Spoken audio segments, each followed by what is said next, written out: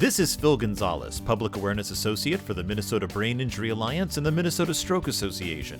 What you are about to hear is the first ever Minnesota Brain Injury Alliance Authors Roundtable. Hopefully, the Authors Roundtable will become a recurring event where we have interviews and conversations with authors who write about brain injury and stroke.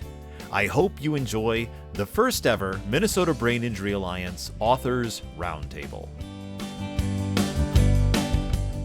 All right, I think we're going to go ahead and get started. District 4. I've always said, any event that begins with a person muttering "okay," I think we're going to go ahead and get started. It's the worst way to begin anything. It sounds like you're resigned to begin. Like, well, I guess we'll go ahead and start this thing. This is our first ever Minnesota Brain Injury Alliance Author Roundtable. I did look up the definition of roundtable, and this isn't it. And apparently, you're supposed to have between 5 and 20 people at a roundtable. So this is a panel discussion. We were going to have 3 authors. One of our authors couldn't make it today for health reasons. That's fine, because this is the first of these. And hopefully we'll be doing more of these in the future. And the reason we set this up is because for the Minnesota Brain Injury Alliance and for our community, the concept of storytelling is one of the most valuable parts of what we do. People sharing their stories, and there's a myriad of reasons why people would want to share their stories. Personal empowerment, for one thing, advocacy, teaching people about brain injury, affecting change. We have a speakers bureau where people will go and talk to organizations sharing their personal stories. We also train people to be advocates, to talk to lawmakers and people who shape public policy, because we know that for all the statistics we show people, it's really the one-on-one. It's really who people are that gets people to stand up and listen, that gets people to take action. As long as we're just numbers, people don't have a face to put to it.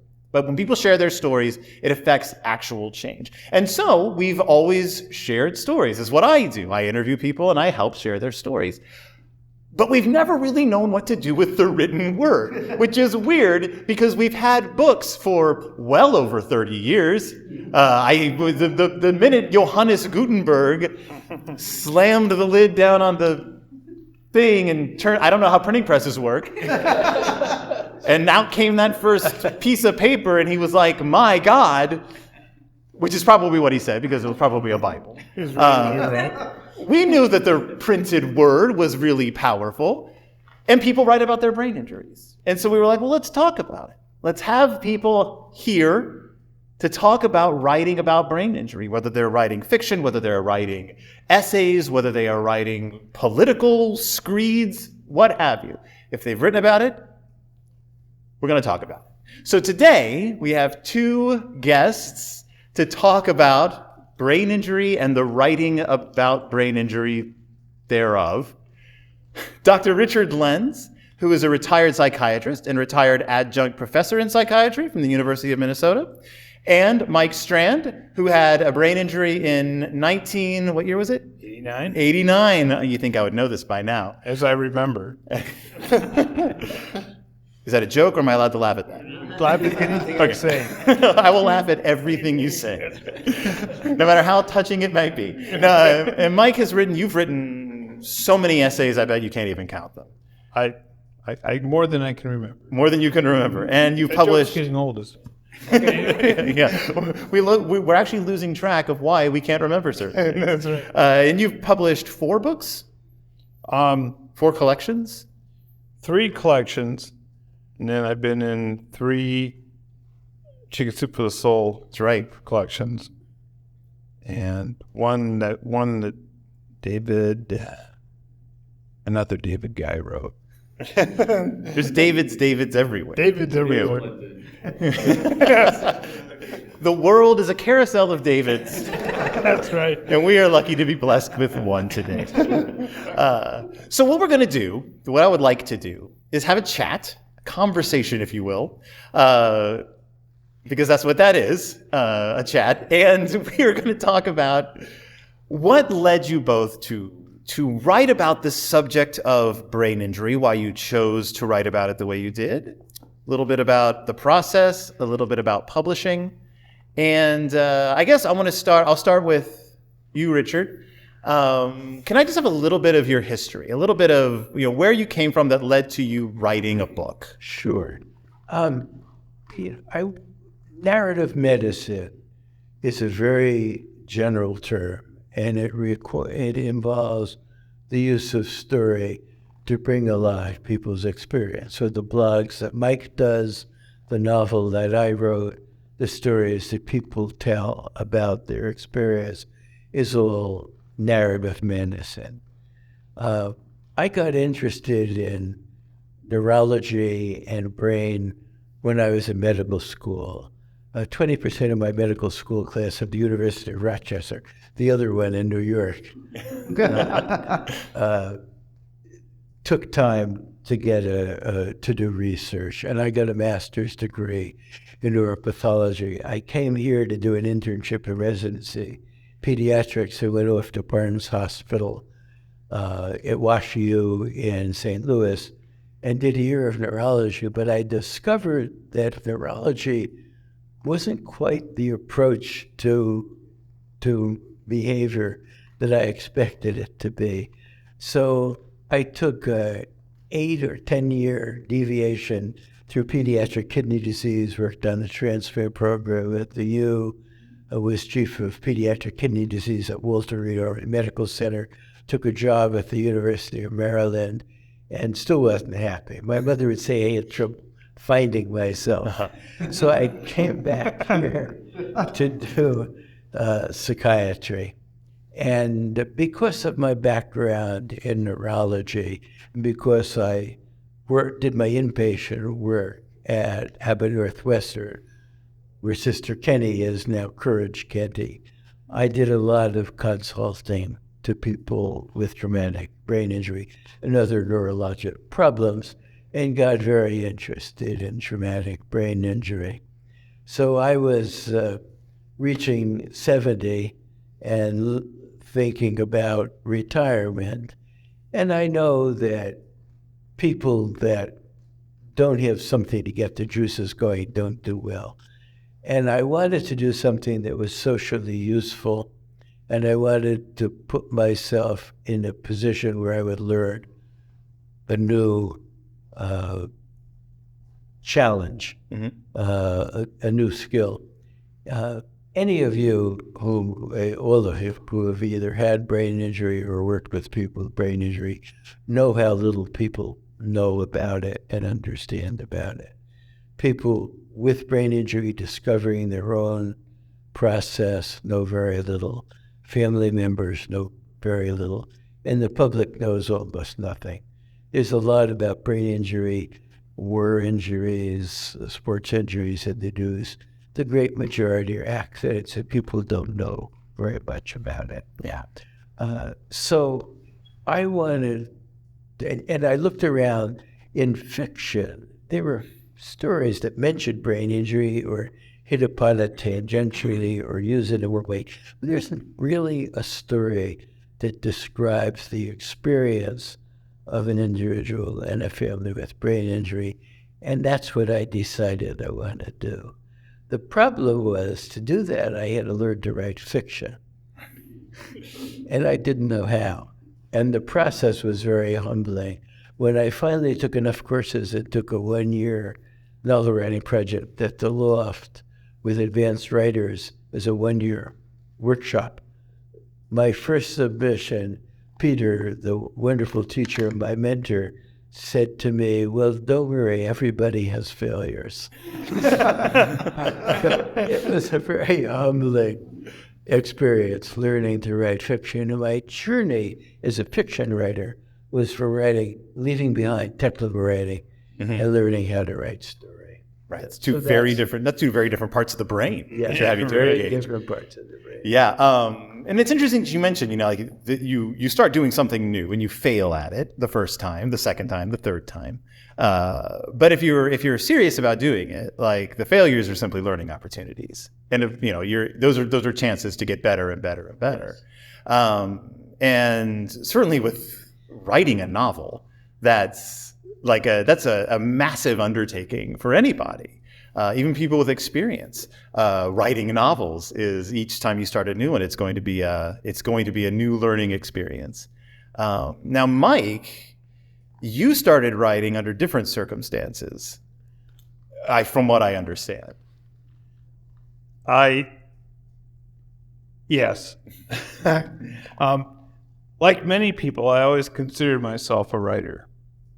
I was a precocious child and wrote things and all that kind of stuff. And like many people, I never actually had written a thing.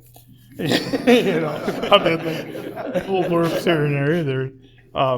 So many people that call themselves writers. We are all, in essence, writing our own stories, are we not? That's right. So I never actually had written anything, and so of consequence. And so after my brain injury, I'd get our newsletter, back in the late '80s and in the '90s, and I liked it, but I didn't find it didn't have the thing that I was looking for in there. And so I said, well, coming from a white advantaged background, he's like, well, if I don't see it, I'll make it myself, and that's the sort of thing. And so I said, okay, I'll send in something. And so I wrote something. I sent it in to, I think you were there at the time. I don't know if I was. I don't think I was. It was 99. Was it? Oh, that was before my time. Okay. Oh, I was a pup. That's right. Back then, might have been, I would have been involved. Oh, I can't remember the woman's name. It was This Sharon? This This is fascinating, by the way. We're trying to remember our organizational tree in real time. I'm wondering if it was Mike Halpern. It's Stephanie's. Is it Stephanie Weiss. Yes. Stephanie Lake Weiss. Yeah, and it was Mike Halpern, too. That's right. Mike Halpern was first. That's what I thought. Yeah, Mike was before Stephanie. Yeah. So, Number for Carrie Anderson. right. And it was after Carrie, so that's what took me a bit to get there. And then Mike Hill and Memory Disorders Network. That's right. We are officially a roundtable. So this is what a round. Yeah. So most of them don't allow Brad to speak. So, so I sent that in, and they took it, and I went, okay, cool. I wrote my thing about brain injury. It's said my piece, and then Mike said, well, you got something more for next time? I'm like, let me see if I can come up with something else to write about brain injury. And it was kind of that way for the first few essays I wrote, and then I kind of went, well, you can write about anything. It's right, and brain injury. With a brain injury, and it's a whole different thing that's never been written about before. That's true. And so I went from thinking, what else could I write, to this will never end. There's no end to it. Always, and up to this day. It's true. I send Mike an email. It says, hey, Mike, do you have anything for the next issue of Mind Matters? And I get a response from you sometimes within like 15 minutes. He's like, this work? Well, I don't. I mean, I've got one folder that says TBI writing, and that's just when I think of something, I throw it in there. Then I've got another folder that's ideas, which is where I've kind of fleshed them out a little more. And sometimes I write the whole thing out. It'll just be boom, and I'll have it done. Mm-hmm. And then I'll put it in. From there, I move to a file which says almost ready. And that's basically, it's all ready, but now I sit on it until you let me know, and I go back and I look over it and say, is this... Because when I write it, I know what I mean. I know what I'm talking about. Well, when I come back to it months later, I have no idea. Now I'm looking at it like somebody else. If somebody else is reading it, because they know when it is. Yeah. So I go, okay, now this clean that up, clean this up, boom, boom. Now it's ready to go, and then I moved into the submitted folder. And then I give it to me. I give it to you. And then I rewrite the whole thing. Top of all. Why do I even bother? I know. Why is this guy talking about something I've never heard of? So Richard, you started writing, you took was it a class at the Loft? I took a number of classes at the Loft. It was really a 10-year journey before I finally came to this, got a book in a form that somebody wanted to publish. Now, how much of so your story, Accidental Journey, is a novel, and how much of it would you say is inspired by real experiences that you encountered? 100% of it. Okay. Although it's a composite. Right. Over the course of my background, I probably took care of 30 to 50 people with traumatic brain injury, and I did some forensic consulting to attorneys dealing with patients with traumatic brain injury, and that was another 10 or 15, 20, I didn't keep track specifically. Nobody that I ever consulted to or treated would read this book and say, this is my story. I created a composite based on all of that information. And some of the other characters that make a novel real, take from people I know in my personal life and build on them. So all of it is essentially from my personal experience, but it's not a memoir. It's not a biography. It's fiction. So I begin with where I know, and then I moved to fiction. So what I end up with is not a story about me or what I know, but it's informed by all of that. Now, I'm fascinated by this because we have two authors here, two writers, who are writing about brain injury from two very different perspectives. Like, there's your experience, Mike, is about as intimate as you can get. You're writing from literally the inside of your head out. And you're writing basically from outside in. Like, you've observed things and you've been very intimately involved with it, but it is an experience that you have learned about from observation and from working with people. And I would say two extraordinarily valid ways of approaching a subject. We can't experience everything we write about. And that gives us two different perspectives. So, Mike, this isn't meant to Just say it. Don't get offended. No, as someone with brain injury, what are your thoughts about a person who does not have a brain injury writing about brain injury? Actually, I value that a lot because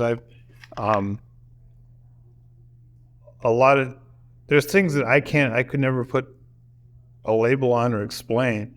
When I've talked to professionals, they'll say, oh, that's this. And as soon as they say it, I'm like, that's it exactly. That is exactly what you're talking about. And then based on that, then I can go out and write something about that as a brain injured person. But it's been externally informed. I'm going, okay, what's Bob's last name?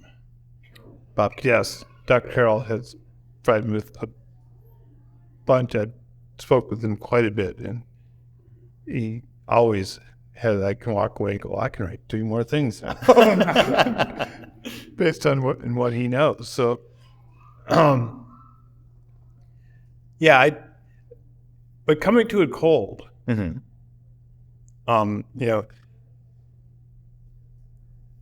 I said, here's a book about someone with a brain injury. This guy does not have brain injury. I honestly, if I didn't know you were a doctor who worked, this kind of stuff, just a guy, I would be very suspicious. At the same time, my wife has no such accolades, but if she knows a lot more about brain from a different angle about brain injury than I do, so if she were to write something, or anyone's spouse after 30 years of living with them with brain injury, I'm going, okay, this would be valid. It would be interesting. Well, it's interesting because after I'd been working for the Alliance for a while, I started reading Stephen King's Do McKee, which is about a man with brain injury. And it's written from a first-person perspective. And I started reading it, and I was like, this reads like someone who's read a lot about brain injury, but doesn't have the experience, or at least hasn't talked to anyone closely enough for it to come across as authentic, at least from having talked to people myself with brain injury. And there's that level of authenticity that you might not be able to quantify, but that is apparent, or like when you start reading something and you can sort of tell, like, oh, this reads more like an encyclopedia entry than an experience. So how did you said you had to go from technical writing to creative writing. How did you bridge that gap? Like, how did you? First, the question you asked and your comments are very cogent. I mean, there is something in literature about cultural appropriation, whether somebody writes about a racial background that isn't theirs, and they sort of pretend to own something or know something about that isn't their experience. And I think one has to be very sensitive to those issues. And you can write about your experience, Mike, with a different kind of authenticity than I could. And your wife can write from her experience with a different kind of authenticity than I can. So what I decided I had to do was really think hard and deeply about what the experience of a brain-injured person was and what the family of a brain-injured person was, and pay really careful attention to what I had learned from working in that way, so I could write something that was real and authentic, and that people with traumatic brain injury would read and say, yes, I recognize that. And I also had a number of people read it. I was going to ask. I mean, David King was one of the people towards the end of it who read it. He had some really good suggestions. Wasn't that sure? But I think, one of the pieces because he also spoke from the voice of a woman, which I think is an added challenge, that, not having had a brain injury, but also not a woman. Yeah. And how do you get that credibility? That was one of my questions to you at the goods. Well, and that's a good question. Most of the patients I had with brain injury were men. And there were two kinds of approaches broadly that people write, what they call outliners and pantsers. Outliers write a whole outline and then fill in the reality. Pantsers write by the seat of their pants and begin to see what comes out, and then they go back and forth with the structure. This story wanted to be told by a woman, and the question of voice is important because Jeff loses his capacity to have insight, and the only way that one could understand his experience is to write it from his wife's perspective. And that seemed to me like, how could I write from a woman's perspective? And as I learned more about fiction, it's about getting your character right. And there are men that write women's stories and women that write men's stories. I happen to be married to a woman who's a very good writer, and Joni reads a lot. She's a good reader, and she was very helpful in helping me get the character right. There were things that she read that said, this isn't right. This isn't how a woman would think. This isn't how a woman would process it. You haven't got this character right. So I had specific help in getting that character right.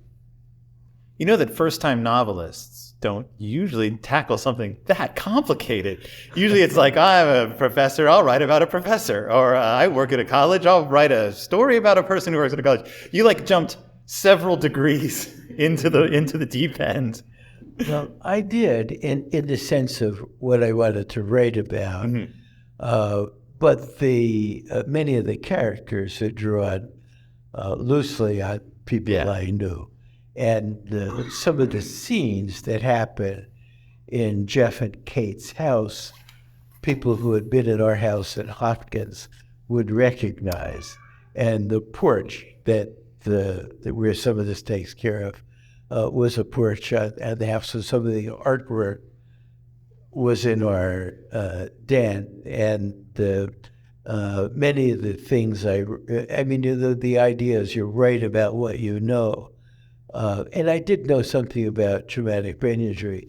So there were ways in which I tried to stick close to what I knew and ways in which I didn't.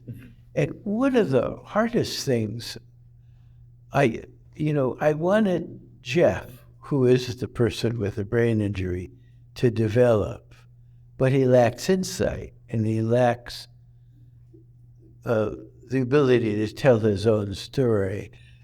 There is some development in his character, but most of it is told from the story of his kids and his wife and how they interact with him. And was that part of the goal, to show how brain injury affects a family unit? Yes, absolutely.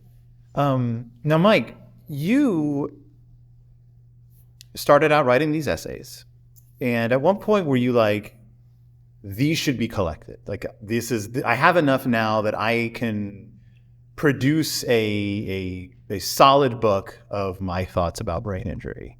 Yeah, it was. Part of it was that. Part of the association was, at the time, association was contacting me and saying, we're running out of back issues to give people who want to read your stories. So, you could just publish them on convenient book form. That would be great. So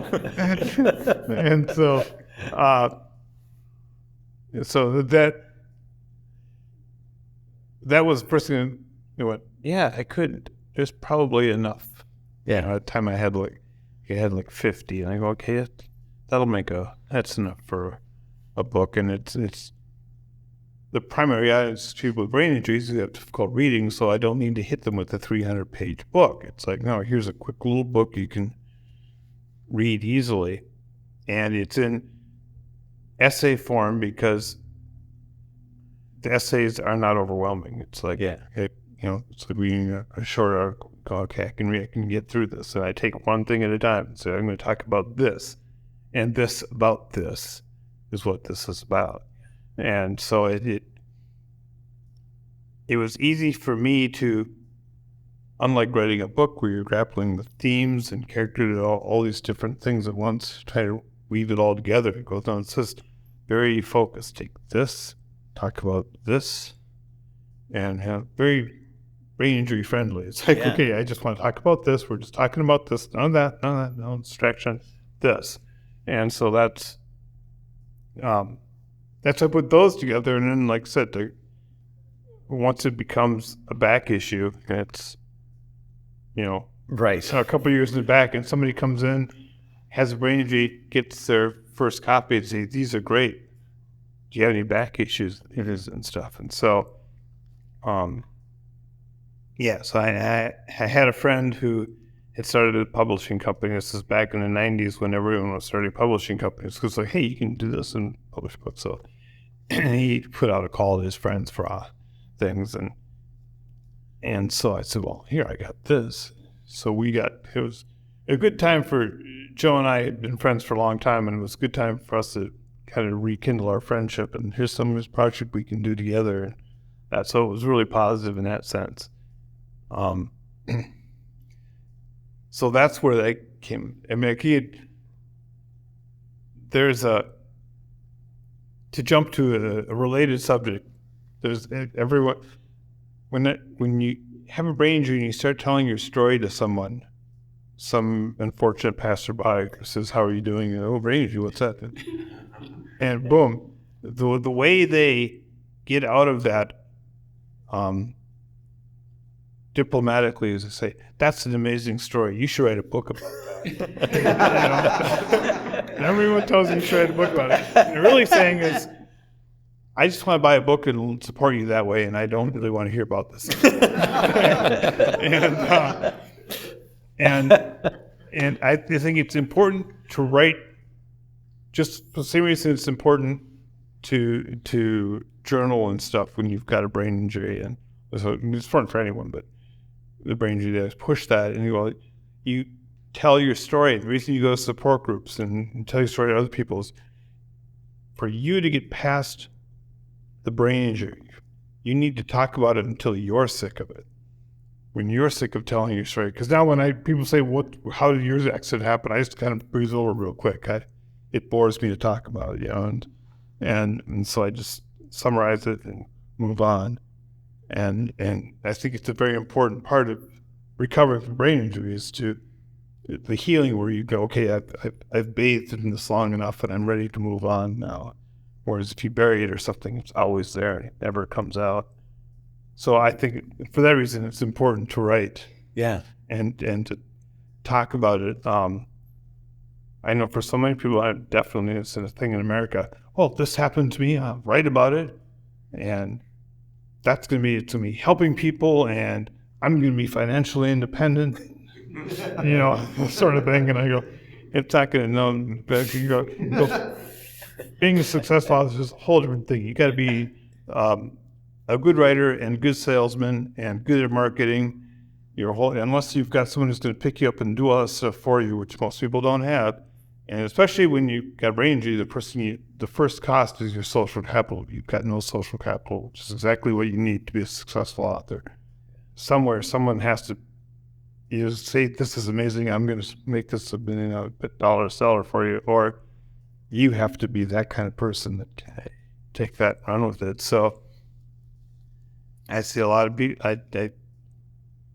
writing a book is great. It's feather in your hat if you can get it published. But don't be thinking you spend the rest of your life walking down the end of the driveway and picking a big check up. It's not going to. And I've run into a few people who are just bitter because they spent $20,000 getting it published and all these sort of things, because there's always someone to take your money. Yeah. And they just don't do it that way. I at the same time, I'm going, I hate to say don't do that because, don't buy a lottery ticket. Well, how many people have won, the 12 people that have won lottery now didn't take that advice. And, Well, it's amazing how similar that story is. I mean, finding a publisher is very hard. You write a book, and then I spent 2 years trying to get an agent who would sell it to a major publisher. And then the next step before self-publishing or small presses. And I was able to find 5 small presses that were interested. So now I have this book. But the problem that I'm facing, it's been out for a relatively short time, since early December, is how do you get it noticed? And Brad has been nice enough to say, I'd like to help you get it noticed, but how do you get it beyond family and friends and a small group into larger areas? People who have had brain injury, who have read it. It turns out my publicist, amazingly enough, had a traumatic brain injury. On her honeymoon, she was hospitalized for several months and didn't remember the first 6 months from her injury. And she found that the way I described putting together a life from fragments of memory and fragments of emotion felt very real to her. Other people who have read it who are family members, say it feels real that there's a loss of companionship, the loss of warmth and capacity, and that feels real. So, in writing this book, I had 2 groups. The Loft that taught me to write fiction, and a narrative medicine collaborative at the university that talked about story and how to write that. And I tried to make it fit both groups. But what I'm struggling with now is how do you get it noticed?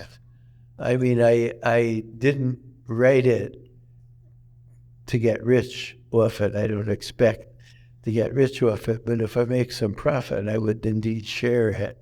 And it does cost some money to get a book published, and it costs some money with a publicist. And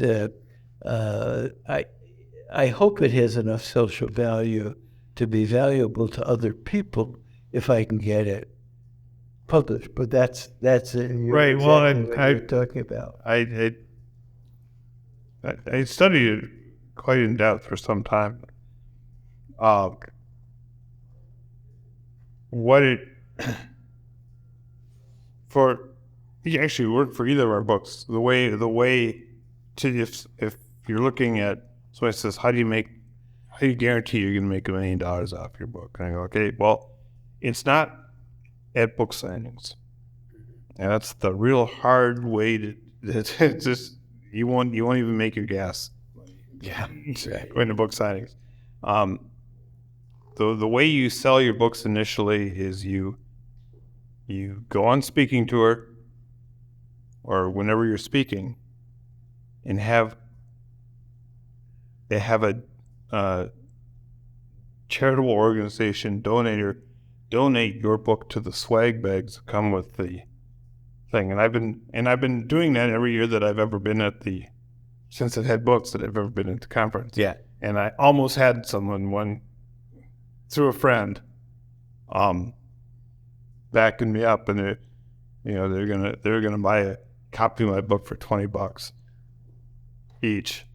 And so it's a big client. This is like 200 books for the conference, and I can sit in back and sign them ahead of time and get them to put them all in there, and that's a lot of work. But that's $2,000 or $20,000 depending on how you do math.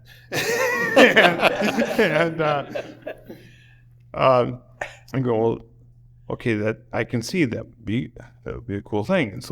And if you're the one guy I was reading about this, he goes, this is all you got to do. He goes, look, read 3 or 4 books on something. You've now read more than anyone else. Most other people in the subject, you're an expert. Now you're an expert. Now you hire some hack writer to write about whatever you want to talk about, and to be a ghostwriter. Now you've got a book. You go up and and he was just taking this from the complete extreme end. Right. You got a book, you got a subject. Now there's conferences, things everywhere. Everyone's always looking for a speaker for their conference and stuff. And it's a whole thing, and you just go and do this, and and again, the trick is, okay, you want me? It's this much to have me speak. And you need to put this many books of mine, and it's going to cost you this much per book, and all the swag bags. Right. And then, and start doing that, and that's what you duplicate. That's what you can do. And they make it sound so easy. Well, yes, of course they always do. Yeah, I didn't pay into the program that far. I saw when they're going. And on top of that, we'll do it all for you. Step 1, be James Patterson. Yes. Step 2, right. Stephen King. Right. Yep, exactly. Start with a base of 1 million readers. Yep, exactly. And so, I'm going. In short of that, it's very hard because it's survivor stories by survivors is almost a flooded market. I mean, you go to Lash Publishing and there's 1 million books. So a number of books. So somehow your book has got to be different and better, and the one people select out of those 20 books. Right. And that's sales and marketing. Yeah. Which is not really the big edge you have with the brain injury. It's like, I can do sales and marketing in the brain injury. So it's, but hey, you figure out how to do it. You let me know. I will. I can. I'll buy me a cup of coffee. But don't let too many people know. Right. Well, what's interesting is you've got a novel here, and you've got a collection. You've got multiple collections of essays, right. And a novel is written, and unless you are like, no, this is book 1 of a 15-part series. Right. there's your story. You've come to an end. With Mike, what's been fascinating over the years is you moved from writing about your experience with brain injury until now. I've noticed, in the last few years especially, it's very much about aging with a brain injury, like getting like your attention is able to, because your writing is tracking along with your life. Right. Your perspective just shifts constantly. Like you are learning. It's like you will experience, you'll reflect on it, and then you'll write about it. And so it's this just moving train of thought that we've been able to. Yeah, it's interesting. I couldn't. I've pretty much forgot what it's like not to have a brain injury. Mm-hmm. And when I first started writing, that was an edge of mine. Is I could compare not having a brain injury to having a brain injury, and that for a number of years. But I started losing grasp of what exactly it was like to not have a brain injury. 'Cause, when I lived longer with a brain injury than without a brain injury, it became very difficult to grasp that. But then now, aging with the brain injury is kind of a hot topic within brain injury, and so I'm finding new traction. Okay, this is what's new to me after 30 years. Is okay now I'm 60 and I've got a brain injury. Lived my life with a brain injury. I'm watching this, encountering what I call accelerated senescence. I can. This is I spent my whole life getting better, recovering, building, and all of a sudden I'm going. Then I was holding, and now I'm trying to hold on to what I'm losing year after year, and it's a very different perspective. Yeah. So it's been fascinating to read. Like, if I can say so, like it's tracking your story in real time as you write about it. Right. Has been just like, I'm like, wow, I know this guy. Yeah. It is messed up. Yeah. Oh, this is terrible. No, it's fascinating. So I was going to ask, Richard, is there anything from your book that you would like to share with our audience? Yeah, I thought I would read a couple of excerpts, if that's okay. Go right ahead. Let me, and some of it I've sort of described a little bit. Let me just tell you about the stories so you can get a quick overview. Kate is a woman who teaches at the university. She's an academic psychologist, an industrial psychologist. She studies globalization and turmoil, but at home for her 10-year-old daughter, Kayla, and her 8-year-old son, Ben, and her husband, Jeff. She likes a steady and predictable life. Her husband, Jeff, who has the brain injury, uses genetic principles to improve milk production, more butter, fat, more protein, which turns out in Minnesota is a big deal. So he has the traumatic brain injury, and it becomes, there's the acute phase, there's a subacute phase as he begins to wake up, and then over months it becomes clear that he's lost the spark of his personality and the ability to really be a husband and father in the way that he could. And Kate, and Jeff, her husband, they had had some marital problems. And like any marriage, when there are problems, there could be a chasm, and the chasm goes so wide that both members of the couple and the marriage fall into it. They had an argument that left them raw and emotional, but also hopeful, and with a desire that the marriage would pull together and they would bring it together again. And they're going to talk that night. Kate has to go off and teach a class at the U and meet about a academic promotion she's expecting. And Jeff has to go off to work with cow embryos. Jeff has the accident. Kate is called, gets to the hospital. They've gone through the acute problem and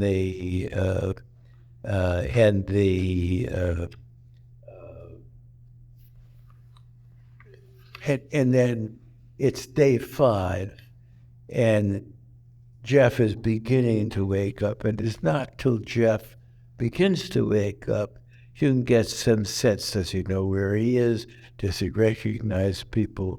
Can he speak? What's his language like? Do they have difficulties? And this is day 5, and it's early on before they really figure out, some of the deficits that he turns to have. So when Kate reached the hospital, Jeff was in the recliner wearing the bright blue terry cloth robe that Kate had brought for him, and the chest tube had disappeared. Sunlight poured through the window and made his face still mottled purple with bruises. Although he was half asleep, the corners of his mouth seemed to edge upward in response to Kate's presence. Jamar, who was the ICU nurse, peeked in to say that the medication taper was progressing, getting off sedation, and he was doing well, except for a brief episode of agitation with a spike in blood pressure, which would keep him in the ICU for another day of close observation. Too bad you weren't here an hour ago when he was more alert. Has he said anything? Kate asked. A few isolated words that were hard to understand, he said. His speech will come, and then we can assess how well he can say what he's thinking and what he comprehends. We had him stand and move around, and he seemed to follow instructions, even though he was confused. Jamar offered an encouraging smile and left. Feeling hopeful, Kate tried to engage Jeff, but he stared without focus at his surroundings. She was still trying when Jane appeared. Jane is the brain injury coordinator at HCMC. I hear Jeff's coming around. I'd like to see more of it myself, said Kate. Jamar said he's been more alert but still confused. I wish I knew what it's like for him. I'd like to crawl inside his head and see the world as he does. It's hard to know what he experiences, says Jane. He's trying to reassemble a world he once knew from fragments, images, sounds, sensations, and bits of memory that seem vaguely familiar. What about emotion? Asked Kate. Same thing. Particles of emotion that don't make sense. If there are too many fragments, too much emotion, he gets overwhelmed and agitated. At this point, agitation is a kind of primitive response, like when a baby cries from hunger or a wet diaper, but doesn't know why, or at least can't tell us why. In a way, a healing brain is like a growing brain. Primitive in different ways? Jane nodded, and Kate let that percolate. Do you have any questions before I leave? She asked. No, but thanks. Information always helps. You've given me a lot to think about.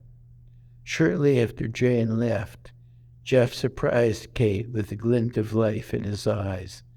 Kate, although hesitant to trust her perception, sensed vitality. Kate, were you trying to say my name? She said, abandoning caution.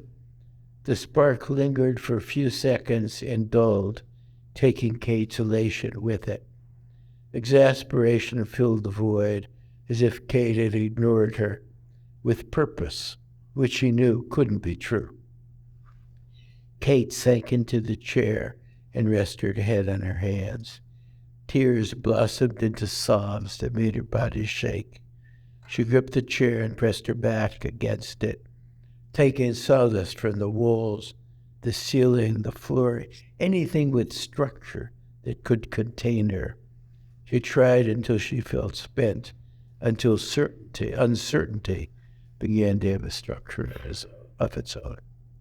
Wow. So, thank you for reading that. I gotta write a note document idea for.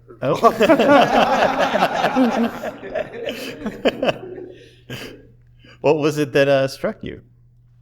The coming to consciousness, I often describe my life after my brain injury as struggling to become fully conscious. I never felt I was fully conscious. It was always, I was a little out of it. And now my noon period of consciousness has passed, and I'm struggling to hold on to it. The highest, I wake up in the morning and I get to a certain degree of consciousness, and I want more every day. It seems to be a little less. I find myself, or when I'm getting tired, it's happening much sooner and much more intensely. Yeah. And I struggle against that and stuff. But there's that will wear you down and destroy you if that's what you do. So you eventually just have to accept it and roll with it and say, this is how my day goes. So, and that's what my article's going to be about. That's interesting, because you're writing about your experience. You've talked about getting older and writing about aging with the brain experience. And in this vignette, he's waking up, so it's very early right in his brain injury. The timing is different, the experience is different, but it's all about brain injury. Right? And it's like I said, I felt like you're talking about me. Right. I know exactly what you're talking about, that picture and stuff. Right. And for me, it just becomes natural to bring that forward. I go, okay, now here I am, Right. 35 years after the fact. And it doesn't seem that far away. I can see where that was like that. Well, this is fascinating because this is exactly what Mike was talking about not too long ago, which is hearing something that he's experienced put into words. So right there, I would say everything your goal for writing the novel has shown itself in real time to the audience. You have managed to connect on a level that I think fiction is capable of doing in a different way than autobiography, than essay, than memoir can achieve, because it engages a different part of our brain. We're learning the rules of the world, like as we experience it. You just I read an article just last week about how the brain is engaged while reading fiction, and how that actually opens us up to empathy and opens us up to understanding people from different backgrounds and different experiences and disabilities, and just the way we think of a novel, we think of fiction writing as escapism, when it actually is at times more engaging than reality, because it makes our brain exercise in different ways. What I'm going to do now is I would love to turn this conversation over to the audience and see if anyone has any questions for our illustrious guests. I had just a comment on the question for Richard. So that segment, like when I read this book, I had mentioned the thing I thought was wonderfully done in this piece is I think it gives a way that people that wouldn't assume they have to know affiliation or understanding, like brain injury is just this weird other thing. It gives them some place to start to relate to, or at least understand this is a situation or an issue, or this is something, i.e. the second you just read, her looking for anything, the wall, the chair, anything, that would give a sense of stability. So many people in their lives, they can relate to that in regardless whether it's brain injury, whether it's disability, whether it's marital stress, etc. So I appreciate that. But I had a question just on the very end, where Kate is on the bridge and seeing herself on the bridge and seeing her in the drop of water passing and Jeff passing. And it's the two simultaneous, and it talks about that drop of water will continue to go by and continue to go by and such. What were you hoping people would take away with that? Well, I need to do some explaining to for people who haven't read the book or may not have read the book, to provide a little context. Kate finds herself married to a man who she loves and is devoted to, would never leave, couldn't leave, wouldn't leave, is now the breadwinner, trying to take care of her family. But she also has emotional needs, and her husband can't meet them. And she has a mentor and colleague who had lost his wife to cancer, and they were friends. And they enter a relationship. They ran together, and they're friends together, and the families knew each other. His wife had died, and they enter in a relationship that becomes a sexual relationship. And the question is, what do they each get out of it? She's having her emotional needs met, but she would never leave her husband, and she has kids. Is it enough for him? And is what is the future of this relationship?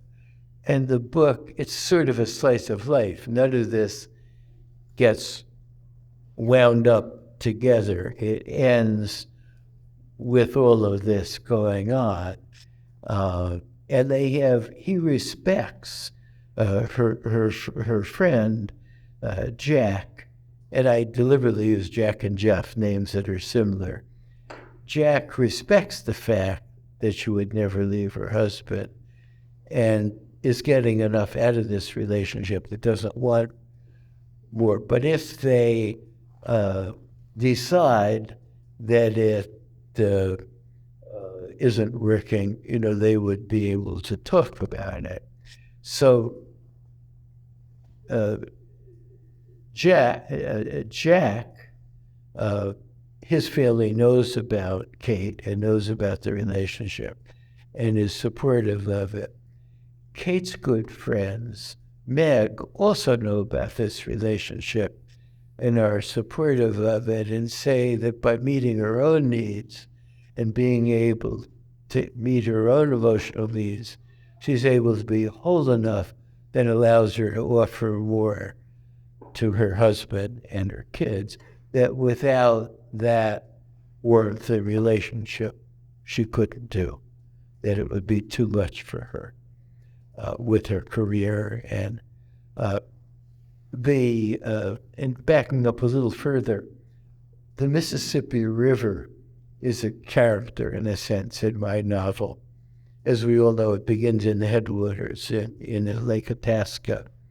And a drop of water that lands on the headwaters of Lake Itasca will flow through the Mississippi and reach the delta in Biloxi, Mississippi in 90 days.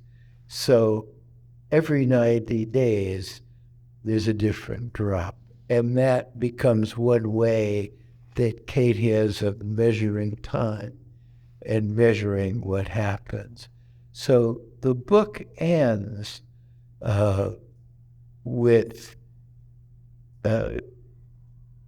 Kate talking about a dream she had. She's talking about that dream with Jack, the person she has the relationship. She's standing on the bridge, and she's standing next to Jack.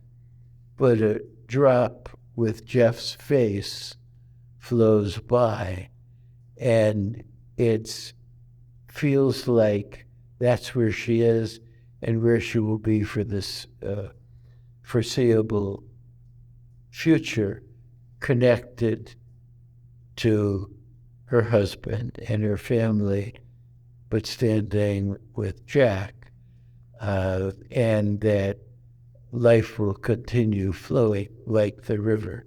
So that's the image at the end. I might back up and say, in writing this book, I had two audiences. And I may have said this before. The loft that wants me to write about fiction teaches me about fiction. So there's a literary piece to it, a narrative medicine collaboration that wanted me to write about brain injury. And this was a way at the end of trying to tie all of those two streams together in a way that felt real, that would have meaning, and convey the depth of the loss and the pain for everybody involved. And,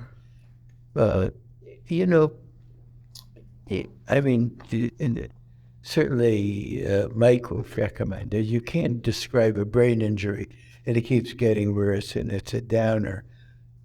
A novel has to have plots and subplots, and there has to be hope and happiness and pleasure, and you find some way to keep going, and that's what that tries to do, Brad. I recently on Facebook posted that if you wanted to write a book or make a movie about a brain injury, well, the best one, but you start out with a James Bond movie. It's already cool, and halfway through, James Bond gets a brain injury.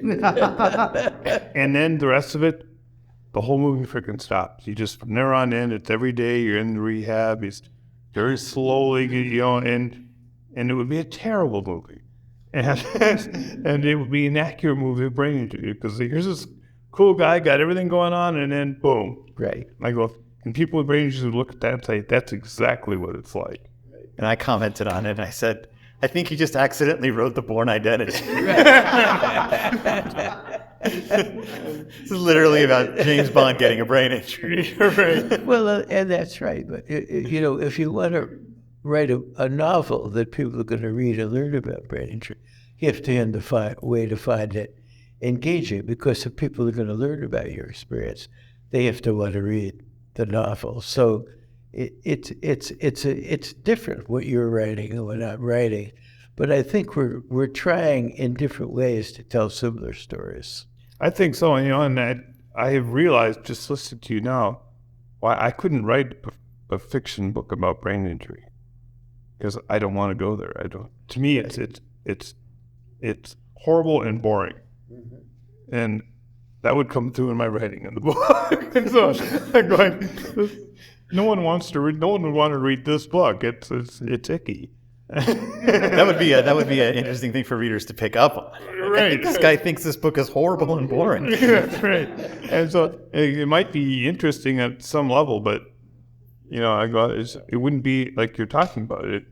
This is what fiction requires, what fiction wants. Right. And this is like Swedish literature, Scandinavian literature, A little dark. It's like German literature, except in German literature something happens.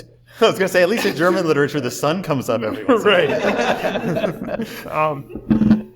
So, yeah, maybe it would be a big seller in Scandinavia, but... Well, it's interesting because there's a shared purpose of what you write and what I write, but they're different media trying to reach a similar audience for similar purposes, but yet very different method approaches. Richard, one thing that what your book is at one level about, I've just, my latest project, I've just translated a book from Danish, and it's called Sex, Love, and the Broken Brain. And it's all about, it's a self-help book for people who are in a relationship, or one person in a relationship now has a brain injury. And how are you going to, the whole emotional, sexual, physical side of the relationship, it's just almost absent from our literature. Mm-hmm. And so when the author first told me about it, I said, this is huge, so, and then when I got the manuscript and I started, and I went through it first and was just reading it, I'm going, oh, this is so critical. It's very, and it doesn't say, oh, here, do this and it won't be a problem. It basically says, yes, this is tough. There are no good answers. This is bad and this is less bad, and this is what you can hope for. Don't hope for this, sort of, kind of stuff. And it's got, each chapter has a story that deals with that relates to whatever the chapter is about and stuff. And everyone I've talked to in a professional capacity is like, well, let me know when that book's available because I want to get, we have nothing in our office for this sort of stuff. We want to get them. So I'm really excited about, then Well, I want to make sure we get to any other questions that we have from the audience. I have a question. Right away, you mentioned narrative medicine, and I'm new to this. So I'm wondering what the role of narrative medicine was in your book and how it played a role in nonfiction as well. Yes, there's a group at Columbia that started a narrative medicine, and they talked about people telling stories, and they had a very narrow view of what narrative medicine is. They actually wanted to patent the term, and they couldn't do it. And narrative medicine is about story, nonfiction, fiction. I see it as any way that uses story. If I meet a patient and take a history, I want them to tell me about themselves. I don't want to know a list of symptoms. I want to know who they are as people. I want to get to know them as people. And so a lot of people in nonfiction, what Mike does is narrative medicine. These are all stories that make life experiences real in fiction and nonfiction. I do want to comment that, because you brought up the issue of sex, that I do, in this novel, try to deal with the issue of sexuality and what it's like for Kate and for Jeff and how they negotiate that. That is an issue. But narrative medicine, in these days of the computer, it's so easy to make. You see a patient, you write a collection of symptoms, and the person gets lost. And, people copy notes, and they use the same note over, and it's hard to tell from one section to another, what happened? Where's the person? The person gets lost. And narrative medicine is about bringing people back and bringing them straight, front and center.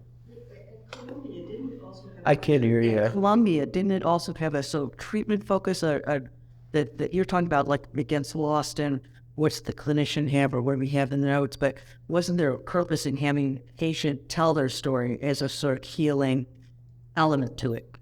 The purpose was to have the patient tell the story as a way of bringing that person's lived experience to the fore. Is that what you're asking about? For the patient's purposes, not just for it to be out there in the world. Yeah, it was for the patient's purpose. In the way that Mike tells his own story, to make one's lived experience come alive and have meaning. It was a way of having the patient tell their own story. Now, I've lost how it began and how it evolved, so I don't know that I could give you a clear history about how. I may have heard somebody from Columbia once, Columbia University, this is, talking about it on the radio. It seemed like it had a treatment focus to human direction. I can see somewhere they'd want to, as a professional level, they'd want to be able to attach metrics to us. They say, look, do the recovery, they recover this many % faster because with narrative and their scores increase this much more or something. Actually very metric driven, or it's not professional. It's. But like you also said, like in the beginning, you loved to tell your story. Yes. And I think it is very healing. We see that at the Walls. Right. And, I was new to Brave. They're all so different. You hear, so many elements are the same, but they're all so unique. But I think there is definitely a healing aspect to that. Well, there are so many stories of traumatic brain injury. You know one, and I wrote about one. I could write, this novel 1,000 times, and you would all recognize that every story is different.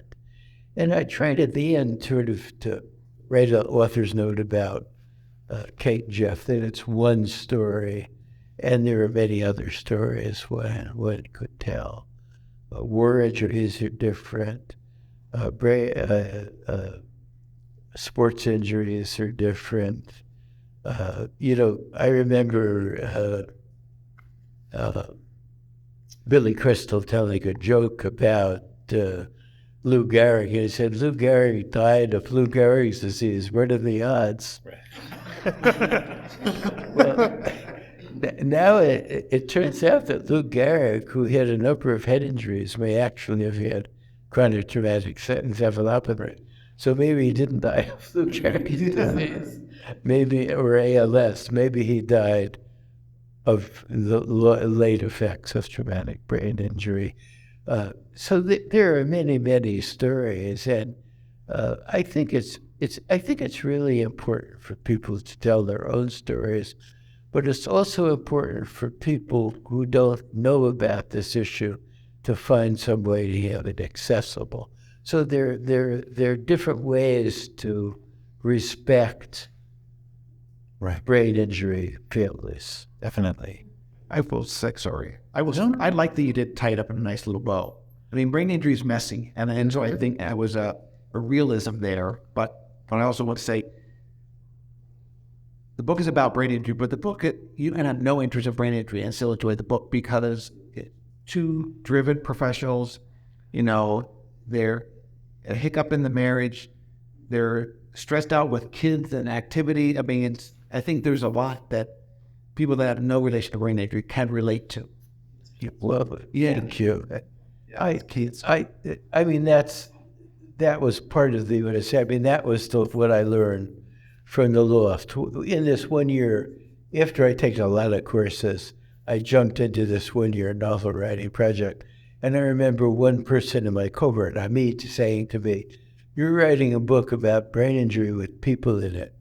What you have to write is a book about people with brain injury in it." And that's what I tried to reach it. And hopefully it would appeal to people beyond the brain injury.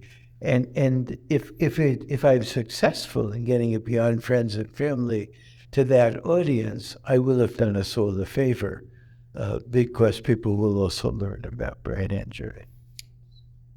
Well, I'm sorry, Mike. I was going to say the common theme that I see in popular literature and movies with brain injury is it's all about amnesia. Because everyone they get that. Oh, it's an incredibly rare part of actual brain injury. It's dramatic. It's regarding Henry and all stuff. I go, well, that's really rare, And the one movie I think that does the most of it, I watched it and I said, the actor said he has a better brain injury than I do. I couldn't do that. It's called The Bank Job. Yep, sure. Yep, and the center thing is the main character has a brain injury, and it shows how he falls for things and how the wrong people are taking advantage of him and stuff. But all the way through it, I'm going, yep, that's me. Yep, I would have done exactly that. And I can see, yes, when I got used by people, that's how they do it. And that's what you fall into. Who's the actor? The guy that played the son on Third Rock from the Air. Oh, Joseph Gordon-Levitt? Yeah. You are kind of like Joseph Gordon. Yeah, that's it. So it's called The Bank Job? The Bank Job. I am familiar with that. Yeah, and it was a friend of mine, after we watched it, he goes, he does things just like you. He goes, every day when we walk, he'd go into me at the coffee shop every weekend. He goes, you walk in the coffee shop, same people, everything else, but you stop just momentarily because you have to process this. I can't just walk into a room and see everything there. I got to stop. I mean, I don't know I do it, and if I try to do it, it's too obvious, Right. But he said the actor Gordon-Levitt had it down. Yeah. Where he'd walk into some place and it would just be this second where he would stop. Yeah. and take in, process the new information coming in and stuff. And think Well, you taught me something. I have to go home and look at that movie. You mentioned regarding Henry. That is a movie I watched several times, and the way that his daughter deals with Henry right. was very helpful to me in creating interactions. Fascinating. So that is a movie I know, but now I have to go over. Yeah, and apparently Jessica Gordon-Levitt went and worked. Well, I'm sure spent some time with survivors. In notorious for taking things very seriously when he approaches a role. Yeah, so by the time he had it down, I didn't see that because I don't see myself, Right. But my friends are going, oh, he had just like you. He does this and that. I didn't know I did that. Well, as much as I would love to sit here and talk about movies.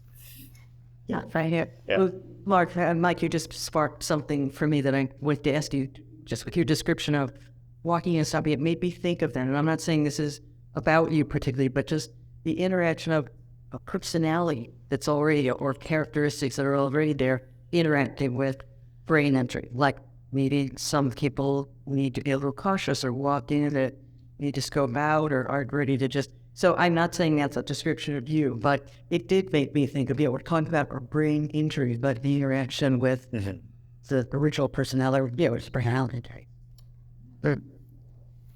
Well, I'm going to start wrapping things up here so that we can get out and maybe mingle a little bit after we're done. But I did want to put to both of you, where can people in our audience find your works if and when they are interested in purchasing them? My publisher is Lash Publishing, so you go to the Lash Publishing website, put my name. This one of them. Yep. Mm-hmm. And just put meditations before you get done writing. You get like medit in, and then it'll pop up. I did this when I got it. Before I came here, just to make sure it was all there. This guy keeps buying copies of his own book. That's right. I wanted to read the reviews. Yeah. So that's where you can get all three of my books. Phenomenal. And Lash Publishing is also, they just sent the final review copy or manuscript for Sex, Love, and Brain Injury to Lash Publishing. They're in the process of publishing it. So that's the big one I want. That's the big news I wanted to get out. Thank you. And mine is available on Amazon. I printed up a couple of handouts if anybody wants to take them or give them to other people. I had a website. I have a son who's a web designer, so he was nice enough to make me a website. So now I have a website, and there's a QR code on that handout to my website, which also mentioned this today under appearances, so I tried to publicize it. And also, it has a link to Amazon where you can purchase it. My publisher also, it's if you go to a bookstore and buy a book, it's Ingram Distributing. They've got that book at the bookstore. It's Barnes & Noble or Louise Erdrich's Birch Bark Books or wherever you go.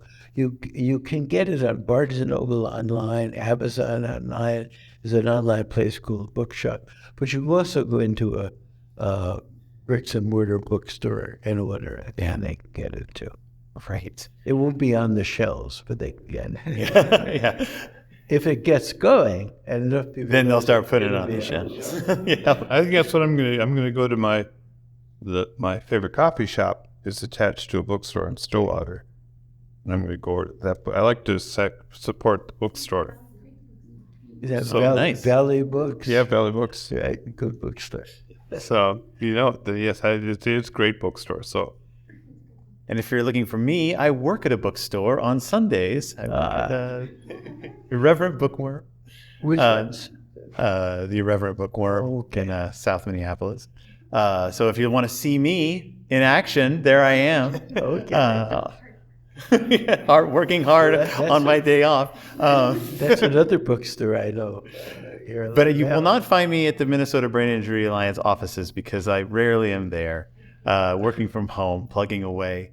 But I want to thank both of you for coming today and talking at our first ever Minnesota Brain Injury Alliance Authors Flat Table, like panel, like a Dick Cavett-esque talk show. This is amazing. I'm kind of living my dream as a talk show host. But thank you both for coming. Thank you both for joining all of us. We'll get up and we'll mingle and we'll talk, and then we'll be out of here so that I guess the next group can move in. All right.